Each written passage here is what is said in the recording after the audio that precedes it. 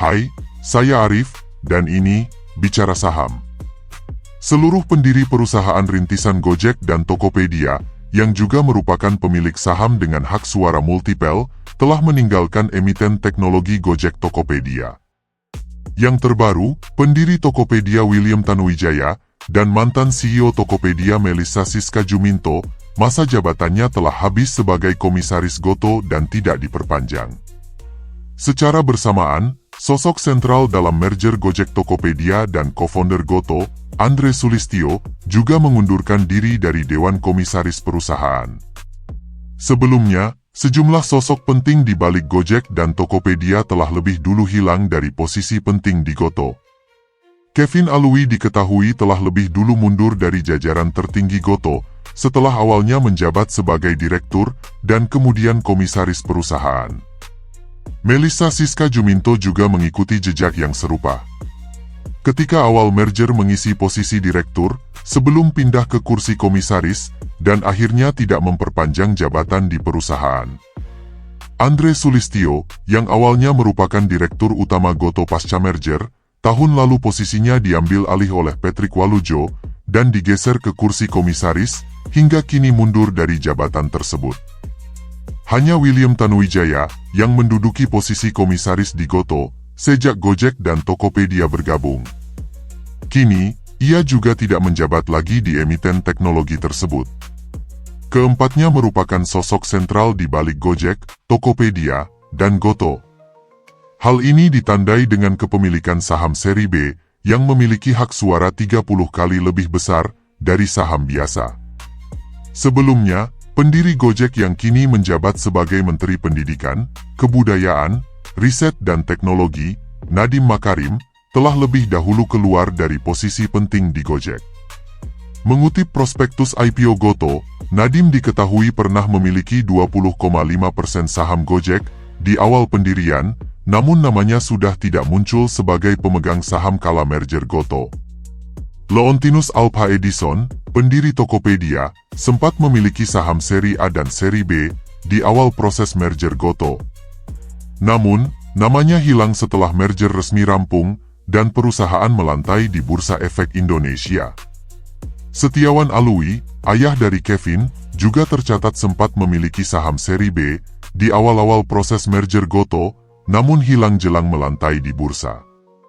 Saat IPO, hanya tersisa 4 sosok yang memiliki saham seri B, yakni Andre, Kevin, William, dan Melissa. Dengan satu entitas yakni PT Saham Anak Bangsa, yang dikendalikan Andre, Kevin, dan William, juga memiliki sejumlah saham seri B. Pertama kali melantai di bursa, 4 sosok dan satu entitas pemilik saham seri B, menguasai 6,08% saham beredar, namun memiliki hak suara yang mewakili 58,26% voting. Hengkangnya seluruh pendiri Gojek, Tokopedia, dan pemegang saham seri B, menimbulkan pertanyaan penting, siapa yang kelak akan memegang kendali perusahaan?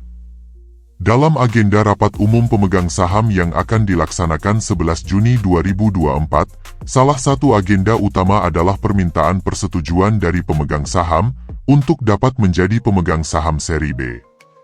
Adapun Goto mengungkapkan bahwa perusahaan tidak lagi menerbitkan saham seri B milik founder, yang artinya akan ada pemindahan saham seri B dari pemilik awal yang akan dialihkan kepada Patrick Walujo, apabila dirinya disetujui memegang saham founder. Tahun 2023 menjadi awal eksodus seluruh para pendiri Gojek dan Tokopedia. Berikut serangkaian perubahan manajemen Goto dan aksi jual beli saham di 2023 dan 2024. Pada Maret 2023, Goto melakukan rapat umum pemegang saham luar biasa. Pemegang saham Goto melakukan perubahan susunan komisaris dan direksi, dengan masuknya Agus Martowardoyo dan Patrick Walujo sebagai komisaris. Selain itu, terdapat nama Taipan Winatokartono, yang juga masuk sebagai komisaris Goto. Goto juga menunjuk Marjorie Tiulau sebagai komisaris independen pada rapat umum pemegang saham luar biasa awal tahun ini. Tak lama setelah rapat umum pemegang saham luar biasa awal tahun, di akhir kuartal kedua 2023, Goto melakukan rapat umum pemegang saham tahunan dan kembali melakukan rapat umum pemegang saham luar biasa. Kali ini, Patrick Walujo yang sebelumnya adalah komisaris Gotoh, diangkat menjadi direktur utama Gotoh. Sementara itu, co-founder Gojek Andre Sulistyo mundur dari jabatannya sebagai direktur utama dan diangkat menjadi komisaris Gotoh. Tahun 2023 juga diwarnai oleh aksi jual beli saham manajemen Gotoh.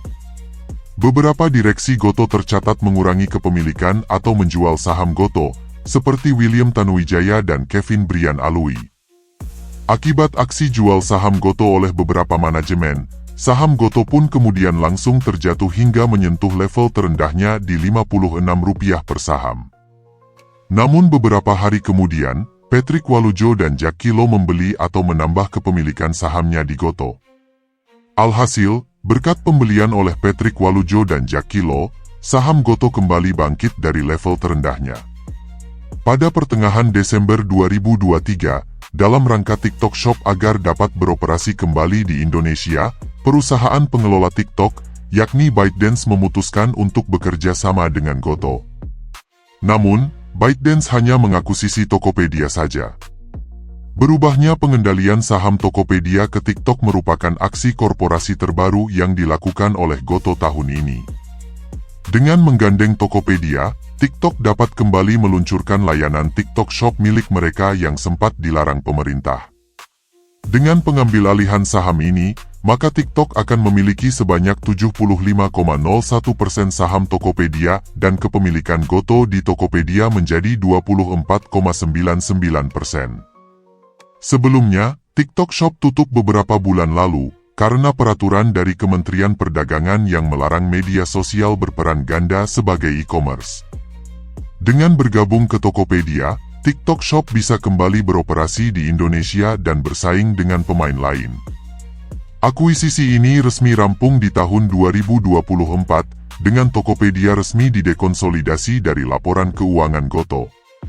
Lalu, bagaimana kondisi fundamental dari Gojek Tokopedia saat ini? Ayo kita review. Tapi sebelum itu, yuk di-like, share dan subscribe, sebagai bentuk apresiasi dan membantu perkembangan channel ini. Terima kasih.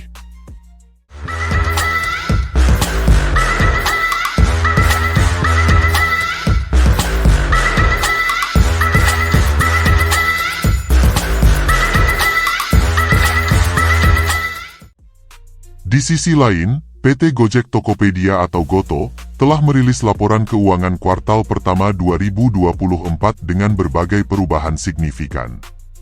Perusahaan teknologi ini menunjukkan kinerja yang beragam di tengah berbagai tantangan dan strategi bisnis yang mereka jalankan. Pada kuartal pertama 2024, aset Gotoh tercatat sebesar Rp47,7 triliun, mengalami penurunan sebesar Rp6,3 triliun dibandingkan dengan Rp54 triliun pada Desember 2023. Penurunan ini mencerminkan dampak dari berbagai penyesuaian dan restrukturisasi yang dilakukan perusahaan. Meskipun aset mengalami penurunan, ekuitas perusahaan hanya sedikit berkurang dari Rp35,7 triliun pada Desember 2023 menjadi Rp35,1 triliun pada Maret 2024. Hal ini menunjukkan bahwa Gotoh berhasil menjaga sebagian besar modalnya meskipun menghadapi tantangan likuiditas. Salah satu pencapaian positif adalah penurunan liabilitas dari Rp18,3 triliun pada Desember 2023 menjadi Rp12,5 triliun pada Maret 2024. Penurunan ini terutama disebabkan oleh pengurangan utang escrow dan lain-lain sebesar Rp3,24 triliun terkait dengan dekonsolidasi Tokopedia. Pendapatan Gotoh mengalami peningkatan signifikan sebesar 22,4%, dari Rp3,3 triliun pada kuartal pertama 2023 menjadi Rp4 triliun pada kuartal pertama 2024. Peningkatan pendapatan ini mencerminkan pertumbuhan yang kuat dan respon positif dari pasar terhadap produk dan layanan perusahaan. Dalam dunia bisnis yang penuh persaingan, angka-angka finansial bukan sekadar digit dalam laporan tahunan, mereka adalah cerminan dari strategi dan operasi perusahaan.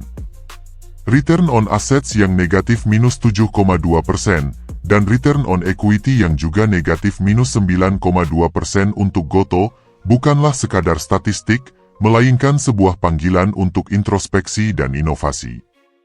Ini adalah sinyal bahwa Gotoh harus mengevaluasi kembali bagaimana aset dan ekuitasnya dimanfaatkan untuk tidak hanya bertahan, tetapi juga berkembang. Ketika return on assets dan return on equity berada di zona merah, ini menandakan bahwa perusahaan menghadapi tantangan dalam menghasilkan keuntungan dari investasi yang telah dilakukan. Ini bisa jadi karena berbagai faktor, mulai dari strategi pasar yang kurang efektif, hingga struktur biaya yang tidak optimal. Namun, dalam setiap tantangan terdapat peluang. Gotoh memiliki kesempatan untuk mengubah strategi, memperbaiki manajemen aset, dan meningkatkan efisiensi operasional. Dengan pendekatan yang benar, angka-angka ini bisa menjadi titik balik menuju pertumbuhan yang berkelanjutan. Dalam dinamika ekonomi korporat yang penuh tantangan, Gotoh telah menunjukkan sebuah kemajuan yang signifikan dalam hal pengelolaan keuangan.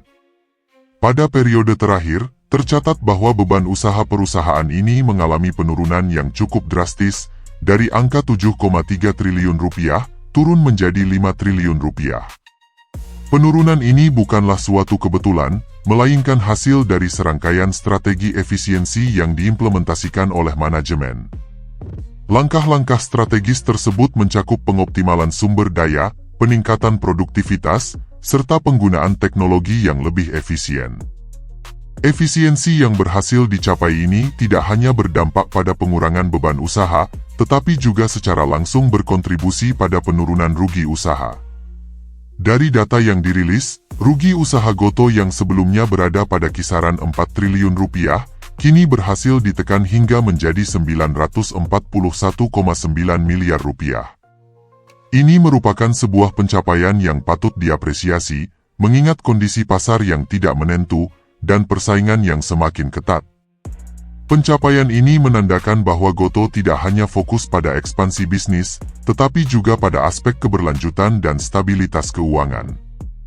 Keberhasilan Gotoh dalam memangkas kerugian dan meningkatkan efisiensi operasional ini memberikan sinyal positif kepada para investor dan pemangku kepentingan lainnya. Ini menunjukkan bahwa Gotoh memiliki kemampuan untuk beradaptasi dengan perubahan pasar dan menerapkan manajemen yang prudent. Dengan terus berupaya meningkatkan efisiensi dan efektivitas operasional, Gotoh berpotensi untuk terus memperbaiki kinerja keuangannya di masa yang akan datang, sekaligus memperkuat posisinya di industri yang kompetitif. Kerugian asosiasi dan Ventura bersama meningkat dari 71,6 miliar rupiah menjadi 366,9 miliar rupiah. Peningkatan ini menunjukkan bahwa kerugian dari entitas yang dikendalikan bersama lebih besar dibandingkan periode sebelumnya, yang menambah beban pada laporan keuangan perusahaan. Manfaat pajak penghasilan berkurang drastis dari 236,1 miliar rupiah menjadi 22,5 miliar rupiah. Penurunan ini mengindikasikan perubahan signifikan dalam pengelolaan beban pajak perusahaan. Rugi periode berjalan menurun drastis dari 3,8 triliun rupiah menjadi 937,1 miliar rupiah. Penurunan ini merupakan kabar baik bagi Gotoh, menunjukkan bahwa perusahaan berhasil mengurangi kerugian secara signifikan dalam kurun waktu yang singkat. Net profit margin Gotoh tercatat negatif sebesar minus 21,1%, menunjukkan bahwa perusahaan masih mengalami kesulitan dalam mencapai profitabilitas. Namun, penurunan kerugian menunjukkan arah yang positif untuk masa depan. Dalam dinamika ekonomi yang penuh tantangan, Gotoh menunjukkan ketahanan finansial yang mengesankan. Dengan debt-to-equity ratio yang stabil di angka 33,5%, Gotoh membuktikan kemampuannya dalam mengelola kewajiban dan ekuitas dengan bijaksana. Rasio ini, yang lebih rendah dari banyak pesaingnya, mencerminkan strategi pengelolaan utang yang efektif dan pendekatan konservatif terhadap leverage finansial. Selanjutnya, current ratio Gotoh yang mencapai 315,5% adalah indikator kuat dari likuiditas perusahaan yang luar biasa. Angka ini menandakan bahwa Gotoh memiliki aset lancar yang lebih dari cukup untuk menutupi kewajiban jangka pendeknya. Ini adalah sinyal positif bagi investor dan kreditur, menunjukkan bahwa Gotoh berada dalam posisi yang baik untuk memenuhi komitmen finansialnya tanpa kesulitan. Kesehatan finansial Gotoh yang tercermin dari rasio-rasio ini memberikan gambaran, Gotoh tidak hanya bertahan dalam kondisi pasar yang tidak menentu, tetapi juga berpotensi untuk berkembang. Dengan struktur keuangan yang sehat dan likuiditas yang kuat, Gotoh diharapkan dapat terus berinovasi dan memperluas operasinya, sekaligus memberikan nilai tambah bagi para pemangku kepentingan. Kinerja finansial seperti ini menegaskan posisi Gotoh sebagai pemimpin di sektor teknologi, dengan prospek pertumbuhan yang menjanjikan di masa depan.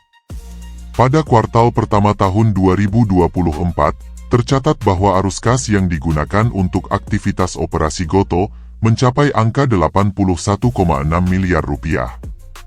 Angka ini, meskipun terlihat signifikan, menandakan adanya penurunan dibandingkan periode yang sama di tahun sebelumnya.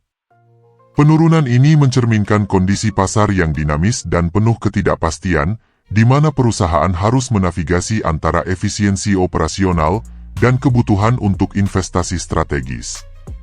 Penurunan nilai total arus kas yang cukup tajam, sebesar 4,9 triliun rupiah hingga akhir Maret 2024, menunjukkan bahwa perusahaan menghadapi tekanan untuk mengoptimalkan pengeluaran mereka. Hal ini dapat diinterpretasikan sebagai respons terhadap kondisi ekonomi makro yang berubah, serta upaya untuk mempertahankan likuiditas dan solvabilitas.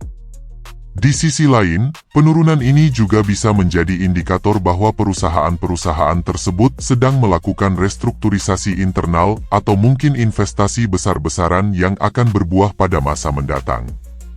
Penggunaan kas untuk aktivitas investasi Gotoh sebesar 10,1 triliun rupiah menunjukkan komitmen perusahaan untuk berinvestasi dalam pertumbuhan jangka panjang. Pendapatan dari aktivitas pendanaan senilai 5,2 triliun rupiah membantu mengimbangi sebagian besar penggunaan kas untuk investasi. Ini menunjukkan bahwa Gotoh masih mampu menarik pendanaan untuk mendukung aktivitas investasinya. Di lain pihak, ada perbaikan sebesar 5,81 triliun rupiah atau setara dengan 31,6% pada total liabilitas Gotoh per 31 Maret 2024 dibandingkan dengan 31 Desember 2023, menandai kemajuan penting. Penurunan ini terutama disebabkan oleh dekonsolidasi PT Tokopedia terkait dengan kemitraan strategis antara Tokopedia dan TikTok. Dekonsolidasi Tokopedia karena penyelesaian perjanjian pengambil bagian saham dengan TikTok pada 31 Januari 2024 membantu mengurangi saldo utang escrow dan lain-lain. Penurunan ini adalah transaksi non-operasional dan one-off, sehingga tidak berpengaruh terhadap kinerja keuangan keseluruhan Gotoh.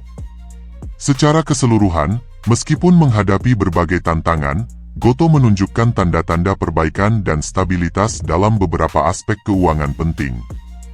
Dengan strategi manajemen yang benar, perusahaan ini berpotensi untuk terus bertumbuh dan memperbaiki kinerjanya di masa depan. Akhirnya, bagaimana pendapat sobat investor semua mengenai Gojek Tokopedia? Tulis di kolom komentar. Tetaplah bijaksana, dan kita bertemu kembali dalam analisa Artificial Intelligence selanjutnya. Saya Arif, Artificial Intelligence Financial, dan ini Bicara Saham.